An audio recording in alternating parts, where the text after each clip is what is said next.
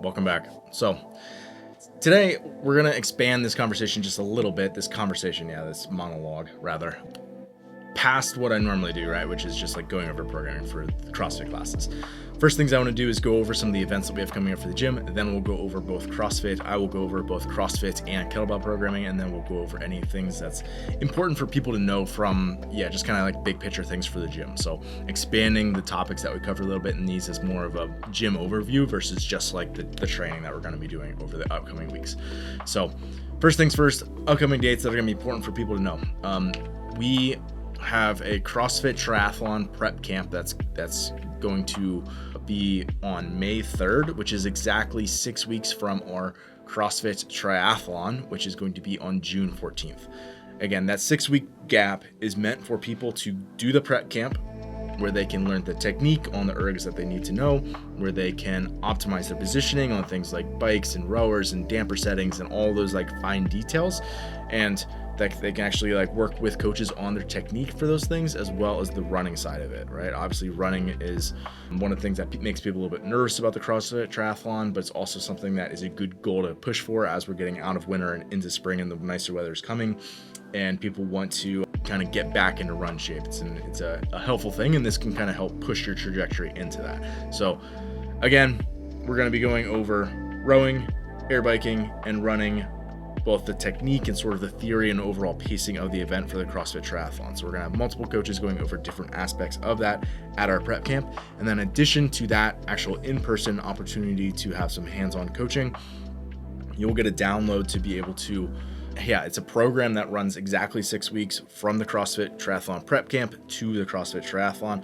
that is going to allow you to add on a little bit of additional prep and volume onto your class programming so that you can be ready for the CrossFit Triathlon. Again, the CrossFit Triathlon, we're running that on a Saturday because it's going to take over an hour for everybody who does it, right? A lot of people, it's going to be closer to the 90-minute range.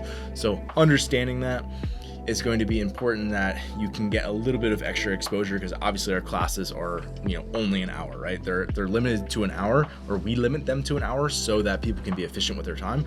But that add-on program is going to allow you to have 2 sessions per week of additional programming that's not super time intensive. That's going to allow you to prep for the CrossFit Triathlon. So that, again, prep camp, that'll be May 3rd. 6 weeks from then, the actual CrossFit Triathlon will be June 14th, both Saturdays. And then on May 17th and 18th, we have the Zor Athlete Camp coming up. So that'll be Saturday and Sunday, 4 sessions, both an AM and a PM on each day. We'll have lunch and learns over, obviously, like the lunchtime hour.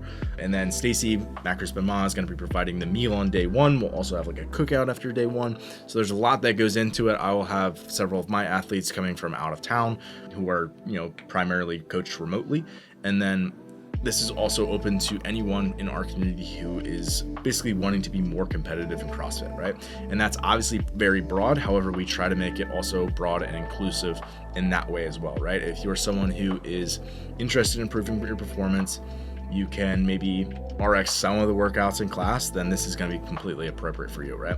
It's not somebody who has all of their skills down yet. It's not, for advanced athletes only. It's very much meant to be a community event, but geared towards people who are looking to be competitive, again, in CrossFit. So if you feel like that's you and you're curious if that's appropriate for you, you can just text me and I'll get back to you.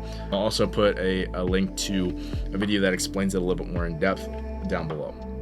So you can check that out again if you're interested, or just text me, whatever's easier. So those are big dates that are coming up. Stacey's also going to have another boot camp. I don't have a date for that just yet, so also stay tuned for that. We'll publish it again to the website. And then in terms of programming, let's start with CrossFit, and then we'll go into kettlebell. So CrossFit, again, we're going to run a 6-week cycle.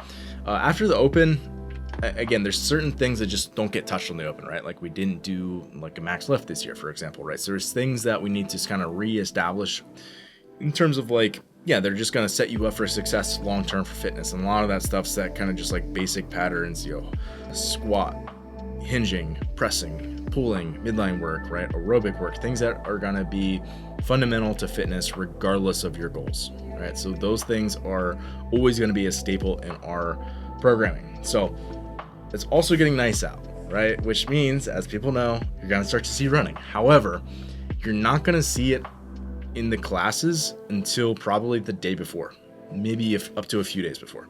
So if you're someone who likes maybe wearing different run shoes or something, right? You like wearing running shoes for your run workouts or whatever. Just maybe keep an extra pair of those in your car, right? So basically what I'm going to be doing is I'm going to be looking at the weather report.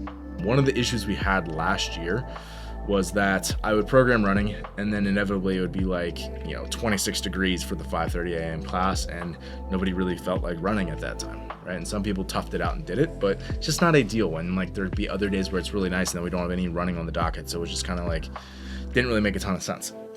So what I'm going to do is I'm basically going to exclude all running from the programming, and then I'm going to look at the weather report and try to find hopefully at least like a day a week would be nice, where it's warm enough in the mornings, and then obviously it'll probably warm up in the afternoon as well, and obviously not raining, where we can then I'll go in and tweak the programming for maybe the next day or maybe a few days down the line and add in a little bit of run work into that. So again, it's not like we're going to be doing extensive running. I realize that people have primarily not been running during this time, so we'll make sure that we kind of reestablish a base of running and we don't just throw a bunch of volume at you right away, or if we do a little bit more volume, that it's like easier running work. So I'll just try to be intelligent in how I give that to people. And just so this is your heads up, by the way, that you at some point will be running. So make sure that even if it doesn't like show up in like the class, as you go and look on Sunday, it's not there or whatever, it could very well show up down the line. So just be aware of that. Keep a pair of running shoes in your car or your gym bag if needed. So previously I said like those fundamental movement patterns like squat, hinge, press, pull. We're going to see a lot of those, right? So Wednesday we'll run a squat progression. It's both front and back squat, very similar to what we did last year around this time. We'll have some full weightlifting, so like snatches or clean and jerks at some point in the week. And then we'll make sure we do, again, but not only like kind of hanging gymnastics like in a Metcon, like toe to bar or kipping pull-ups or things in workout, but then continuing to get either relatively unfatigued practice with strict pull-ups, with rope climbs, with some of those more advanced skills that we can continue to develop those, and not just when you're like breathing super hard in a workout. Again, those are like the big picture things. Thursday, again, is still going to be a lower day here. More, I don't want to say recovery based, but something that's not going to leave you beat up is maybe a little bit less intense, where you can modulate your intensity a little bit more. If you're someone who doesn't want to go that hard on that day, that's still going to be an option. However, I'm definitely also going to make it, and this will be continue to be this way, where if people, that's like one of the 2 to 3 times they're coming in for the week, that doesn't feel like they're wasting their time, right? Versus if we just come in, ride the bike easy for a little bit and stretch out, that sometimes feels like a waste of time. Even though for people who've been here all week, it maybe isn't. For people who haven't been here all week, I can understand that logic, right? So I try to meet people in the middle where you could go a little bit harder and dig in a little bit if you want to, and it could very well be a good workout. However, it also is something, again, just like I said, that you can modulate your intensity at. So if you're someone who doesn't want to push super hard, you've been here all week, that you can kind of tone back a little bit and make that happen. So again, big picture things, very similar to what we've seen in the past. However, we're going to make sure we continue to touch on it as we move forward for the CrossFit classes. Now for Kettlebell, if people have been paying attention, I've taken over programming for the Kettlebell classes. Again, these run on Tuesday and Thursday evenings at 6:30 p.m. So for these, one of the things that is going to be important is that because it's twice a week, it's less frequent obviously than our CrossFit classes, is that we're going to have more patterns touched more frequently. So almost every time you'll get maybe a squat or a hinge or a press or a pull, right? You're going to see a lot of the patterns, like pretty much like full body every day, right? Whereas like, okay, CrossFit, you might have a workout and it's double unders and overhead squats, right? Where it's like, okay, you didn't do any pulling, you really didn't do any meaningful pressing, like, okay, you really just did squatting and bounding and just a little bit of like overhead stability, right? So when you think about it that way, I try to be a little bit more comprehensive in how I program kettlebell so that we're touching multiple patterns every day. So I'm thinking about throughout the course of a week, making sure that you get those squat, hinge, press, pull, midline, maybe some bounding, cardio, those sorts of things in there. In addition to that, the people in the kettlebell classes have, maybe they're regretting this now, but they relayed to me that they want to work on strict pull-ups and overhead squats, because those are 2 things that they struggled with that they want to continue to develop. So we're not going to hammer those indefinitely, just so those people know. I know they've been showing up at least once a week. However, and we're going to run that for probably at least another 6 weeks, where you see those infrequent doses. Again, probably at least either a Tuesday or a Thursday. And that will then sort of be a little bit more blended in kind of back to a normal frequency after those 6 weeks. And so outside of that, it's a very similar structure each day. The takes or the way that you actually see it is going to vary a little bit, but in practicality, it's very similar, where it's like, obviously you warm up, you do something that's a little bit more strength or quality focused, then you're going to do something that is going to get you your heart rate and your breathing elevated for an extended period of time, or is higher power output. And then you might have an additional piece that's kind of similar, but maybe a little bit more where you're spilling over and sort of accumulating a little bit more fatigue. And then after that, you're probably just going to do some like flush work, easy like stretching, things like that to kind of get you ready to go again, or maybe some core work or accessories, right? Things that aren't like high output. So that's the basic structure that you're going to see almost every single class. And I would be willing to bet it's going to be like that as I program it almost indefinitely. So just so people are aware, that's going to be like the flavor of that class moving forward. So yeah, hopefully you enjoy it. Again, for anybody who's in classes, if you want to give me feedback of like things that you'd like to work on, things that you maybe like to see tweaked, or, you know, just priorities that you want to see, let me know.